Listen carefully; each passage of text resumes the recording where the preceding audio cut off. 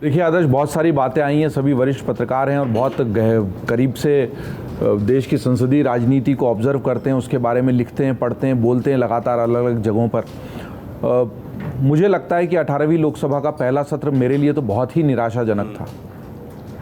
चुनाव हुए, बहुत लंबे चुनाव थे और इस चुनाव में जिस तरीके के अलग अलग चरणों में प्रचार युद्ध हुआ, व्यक्तिगत आक्षेप, व्यक्तिगत हमले हुए,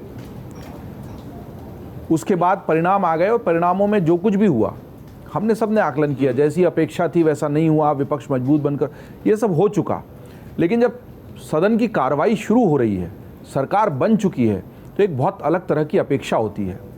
और मुझे ये लगता है कि सत्ता पक्ष और विपक्ष दोनों ने ही उन अपेक्षाओं के स्तर पर बहुत अधिक निराश किया है, बहुत अधिक।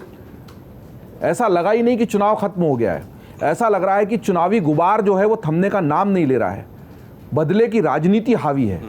चुनाव में किसी ने किसी का जो कुछ भी बुरा किया है और दोनों पक्षों ने एक दूसरे का बुरा किया है, उस बुरे का बदला सदन में निकाला जा रहा था और सदन को उस बुराई का अखाड़ा बना देना, इससे खराब कुछ नहीं हो सकता। और इसके लिए एक पक्ष दोषी नहीं है।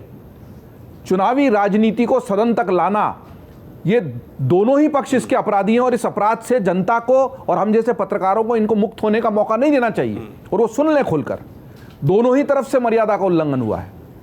राहुल गांधी जो एक अनिच्छुक राजनेता के तौर पर और अलग अलग छवियां उनकी बनाने की जो भी प्रयास किया गया, सत्ता पक्ष या विपक्ष जिसके भी द्वारा, विरोधी दल द्वारा जो भी उनको कहा गया, उससे उबरने के कई मौके उन्होंने अपनाए। भारत जोड़ो यात्रा के बाद अलग छवि बनी, लेकिन फिर वो कैम्ब्रिज में भाषण देकर उसी छवि, ये सब लंबी बहस हो गई। लेकिन अब जब उनको अपने गठबंधन के तहत, इंडिया गठबंधन जिसका खूब हंसी मजाक, इंडिया सब कुछ हो गया, वो सब खत्म हो गया ना। गुबार छंटता है ना भाई, कि गुबार को उड़ाए रहोगे, गर्दा उड़ता है, गर्दा बैठता भी है ना, उस गुबार को कितनी देर तक उड़ाए रखोगे।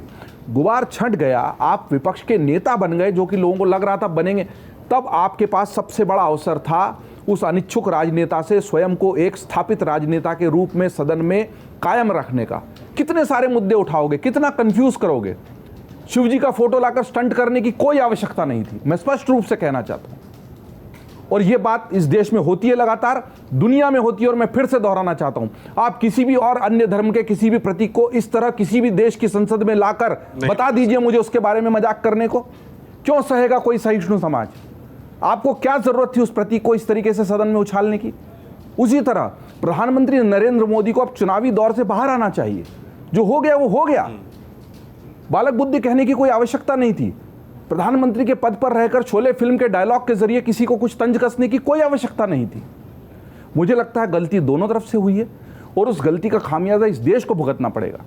यह देश मजबूत विपक्ष चाहता था, मिल गया है।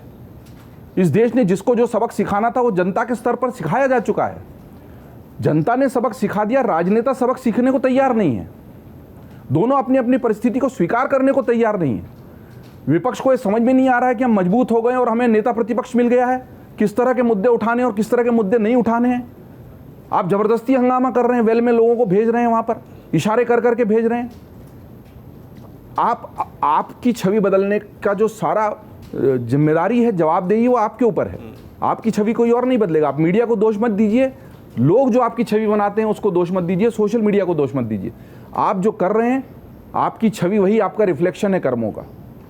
दोनों तरफ से मैं बिल्कुल कहना चाहूंगा, ये छोटा सत्र रहा, लेकिन जिस तरह की राष्ट्रपति के अभिभाषण के बाद बयानबाजी हुई, सदन की मर्यादा का जो स्तर दिखाई दिया, मैं सिर्फ यही उम्मीद कर सकता हूं कि अब जब बजट सत्र होगा, मानसून सत्र होगा, उसमें ये कम से कम अब तो ये धुंध छट जाए, गुबार छट जाए, लोग जो सच्चाई है उसको स्वीकार कर लें कि भारत की राजनीति में जो जनादेश आया है वो सर्वोपरि है।